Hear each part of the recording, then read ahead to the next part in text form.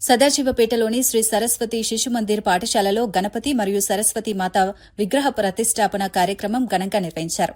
ఈ సందర్భంగా నవగ్రహ పూజలు, యజ్ఞం, అభిషేకాలు నిర్వహించి భక్తి శ్రద్దలతో కార్యక్రమాన్ని కొనసాగించారు. విద్యార్థులు అభినయ గేయాలతో ఆకట్టుకున్నారు. Rotary district governor doctor S V Ramprasad హాజరై విద్యార్థులకు సందేశమిచ్చారు.